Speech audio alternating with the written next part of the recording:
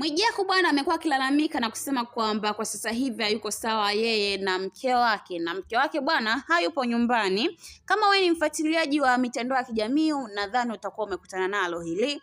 Mwijaku kupitia ukurasa wake wa Instagram amekuwa akielezea hisia zake na maumivu ambayo anayapitia kwa sasa hivi.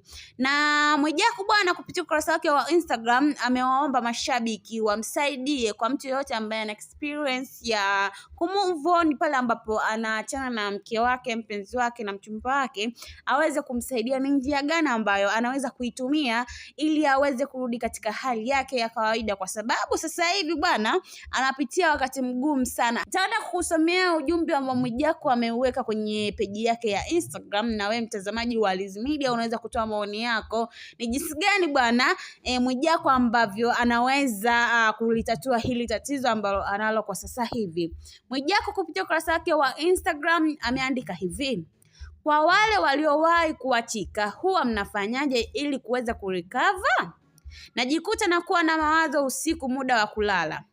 Mwenye kujua suluhisho ni lipi? Najaribu kujichanganya huku Dubai lakini wapi? Mwenye ushauri tafadhali nishaurini. Huu ujumbe wa Mwijaku bwana unaonyesha kwamba anapitia wakati mgumu sana, na hapa ameweza kukuambia hasa usiku wakati wa kulala anakuwa ni mtu mwenye mawazo sana, na mwenyewe anakuambia kwamba amejaribu kujichanganya kwa watu, kuongea na watu, lakini hili tatizo linamsumbua sana. Nitaenda kusomea comment za watu wanasemaje kuhusu ujumbe wa Mwijaku.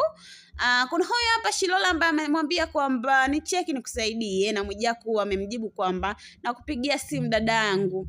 Kuna Nana Dolls ambaye amemwambia kwamba umeachwa na nani kaka yangu? Mwijaku amemjibu kwamba mapenzi yanauma sana.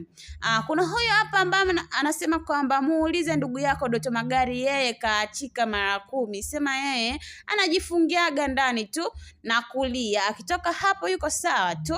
Kuna huyo hapa ambaye anamwambia kwamba mimi nilikuwa natoka naenda barabarani napiga kelele tu afu narudi nyumbani. Bwana, comment ni nyingi sana, kila mtu anamshauri lake.